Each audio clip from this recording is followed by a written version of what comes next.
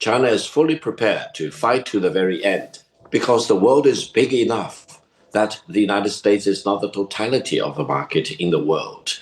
So if the United States wants to go in that direction of completely shutting itself out of the China market, be my guest. That bit of what he said is fascinating because the tone and actually what he's saying is China is truly not interested in tariff negotiations. They're not interested in negotiating. They are simply going to steamroll past their opposition, whoever it may be. In this case, it's America. Yeah, and China will lose the US market, which, as I've said, is 15%. We don't care.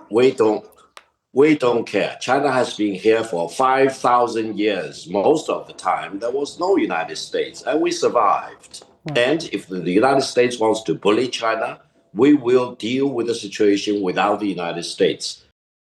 He's making my earlier point again. He's saying we do not care, meaning China doesn't care.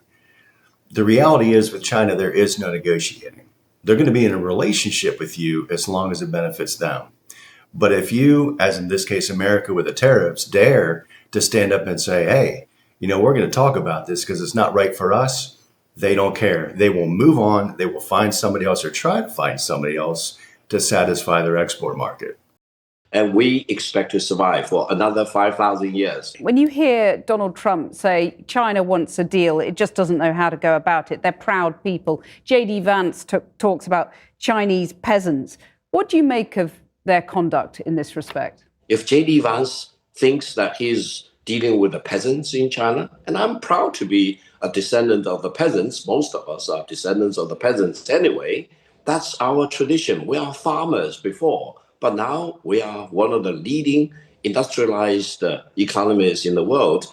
So I'm sorry, JD Vance doesn't know what he's talking about. And therefore, I don't think there will be China-US dialogue unless the United States changes its attitude towards China. Deal with China as it is, show respect to China, show respect to the Chinese people, and don't try to impose your prejudice and biased view about China or about the rest of the world. It's quite a fascinating piece if you really listen to it. What he's saying is, don't impose American views on China, deal with China as it is, which is rather ludicrous when you think about it, because what China's doing is imposing its view, its mandate on all of us in the world, not the least of which is America. We're not dealing with a country, in the case of China, interested in negotiating. It's take it as it is or bug off because we're going to find another market to sell our goods, or at least you're going to try to. The next video is from a lady who knows an immense about China. And the previous gentleman keeps talking about we've been around for 5,000 years. Well, let's see what China's really done in 5,000 years. Roll it. All right, here's Mao at his iconic moment. He's proclaiming the victory of the communists in the Chinese Civil War. China had been a broken state basically since 1911 when the last dynasty had fallen and the country had broken out into a multilateral civil war that he eventually wins. And let's pause her there for a second because it's important to put things into context, past versus present. So Mao created the communist Marxist China that we know today. He did. Xi, who runs the People's Republic of China, which is a silly name for it because the CCP, the Chinese Communist Party, runs everything. So make no mistake about it. China is communist Marxist. It is not this People's Republic of China. It is not a democracy. It is not capitalism. It is absolutely the Chinese Communist Party running everything. Xi heads it. He inherited it from Mao. I'm going to be talking tonight about Mao's theories from the 1920s and 30s when he had the time to write. But there's a lot more to Mao than just that. He had quite a track record. Once he won the Civil War, he imposed a social revolution. What's that? It's more than a political revolution. You're not just replacing the government. You're going to wipe out entire social classes. And I don't mean then, hey, here's your one-way ticket out of here kind of way. No, a social revolution is here's a mass grave, dig it, and then you're in it kind of way. So if you look at these statistics of Chinese deaths in many of their wars, this is from much of the Maoist period, I think it's 45 to 75. What you'll notice, the figures in white, I believe, are civilian deaths, not military deaths. And it gets really quite ugly. There are more Chinese civilian deaths here than all deaths in World War II. And then for those of you who think the Chinese are all great long-term strategists, you need to ponder these numbers. How is it possible to kill so many of your own? That's generally not a mark of good strategy. Moreover, most of them died during the Great Famine, which was the only nationwide famine in Chinese history. Why? Because it's not caused by the weather. It's caused by policies set in Beijing. During the Great Leap Forward, Mao put all the peasants on communes. That meant the party was in control of the food supply, i.e. who lives and who dies. You don't get a meal, you're very dead.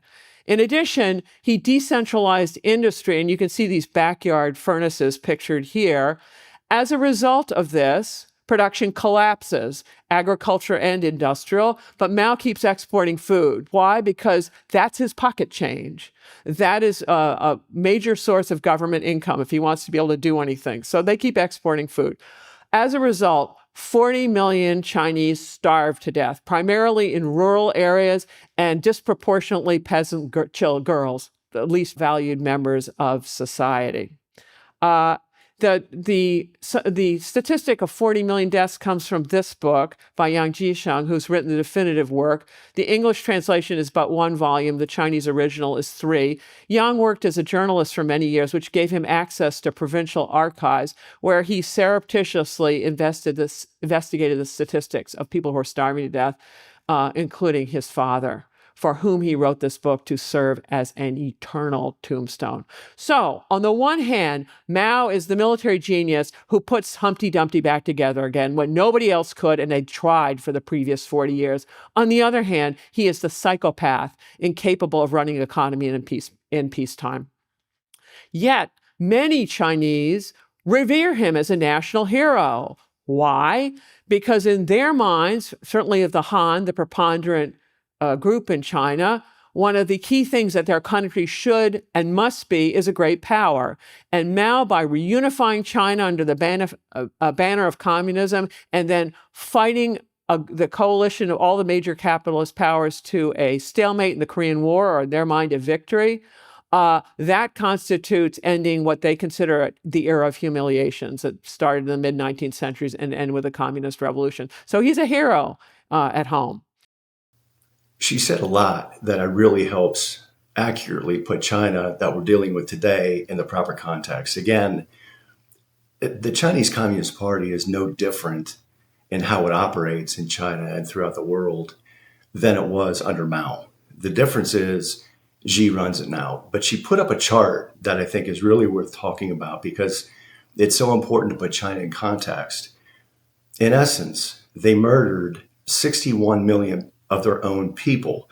The chart has 62 million, but you got to subtract the combat deaths of about 1.2 million.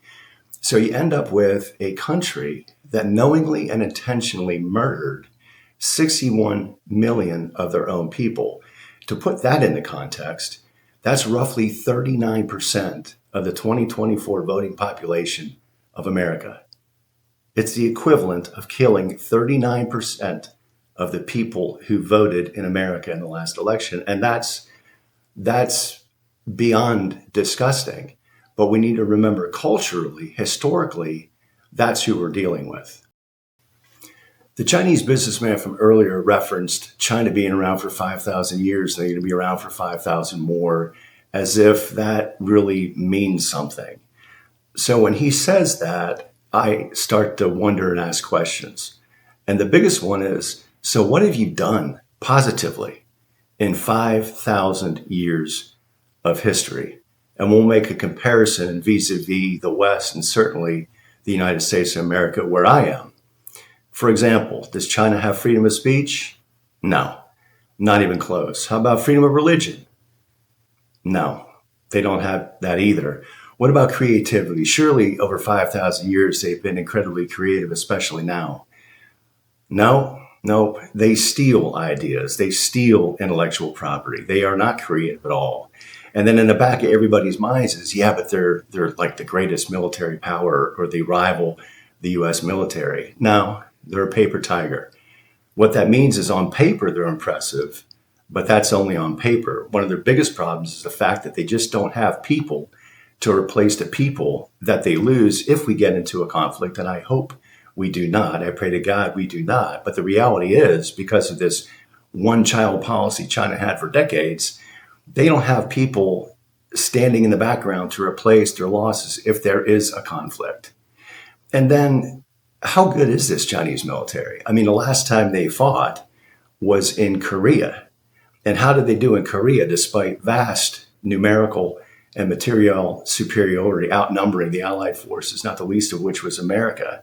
They didn't do that well. They fought us to a grinding halt at the 38th parallel, which stands to this day as a border between North and South Korea. Let me give you an example of how poorly the Chinese military performed. So during Korea, you had the Chosin Reservoir. It was a big reservoir surrounded by mountains on all sides. There were 15,000 Marines and a handful of guys from the Army and some British Royal Marines that were in this valley, surrounded by 120,000 Chinese military personnel and all their equipment. It was also a horrible winter, one of the coldest winters on record, outnumbered 8-1. And the Marines managed to win that by getting out of that valley. 8-1. And the Chinese, in all due respect, in reality, lost that battle. So not very impressive at all. And today, they're not impressive for no other reason than they don't understand how to use combined arms. The U.S. military, on the other hand, unfortunately, has been fighting on and off for decades now, is the most technologically equipped and capable military from a combined arms standpoint, meaning that the Army, the Marine Corps, the Air Force, the Navy, even the Coast Guard and Space Command are all integrated. And that is not something that's easy to do. If you think it is, just ask Russia, who's getting us butt-whooped in Ukraine. Be that as it may, if anything were to happen, and again, I hope it does not, the Chinese are going to learn very quickly and in a very bad way that their military is not all they think it is, because they can't operate between the different branches of service, and you have to in order to successfully fight and win. So the big question for me to China would be, so what have you done to benefit the world in this vast 5,000 years worth of history? And the answer is nothing. And you compare that to the West, the difference is stark. America and Western culture, through capitalism, through our form of government, through our charity, have absolutely uplifted the impoverished throughout the world, and we continue to do so. At the end of the day, if there's a hurricane or a natural disaster somewhere in the world, the average American rushes in and donates to people they don't even know to try to help them. China never does that. That's not their priority. The priority is world dominance, being a world leader. That is their mission. It's not one of goodness. It's not one of charity.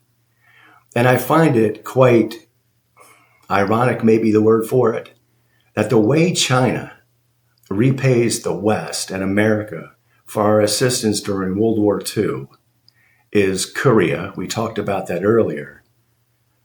And then the West, and primarily America, naively built the China economic power that we see today, which was really, really a big mistake. And hopefully through tariffs, we're getting that manufacturing base back in the U.S. But it doesn't change the fact that a country, China, wouldn't be what it is today if it wasn't for the West and America. And this is their big thank you. No problem. To me, it comes down to good versus evil. And part of good is contributing more to society than you consume, more to the world than you consume. America and the West certainly does that. China does not. Remember, this is a country that murdered 61 million of its own people. This is a country that doesn't want to negotiate. They just want to dominate. And if I break it down to good and evil, the West and America are good and China is evil. Sounds harsh, but if you understand the true context and 5,000 years of Chinese history, you probably come to the same conclusion. At least I hope you would. So I would ask him, where do you think we're going to be in another 5,000 years? Good will win out over evil. We're not going to be here in 5,000 years, but I'd be willing to bet that good, the West and America, will triumph over evil, China. Let me know what you think in the comments below. We have these conversations, not visually, but certainly through the comments. And it's really important. I'm very curious to hear what you think about China, negotiations with China, etc. Let me know in the comments down below. And as always, until next time, God bless. Love you all.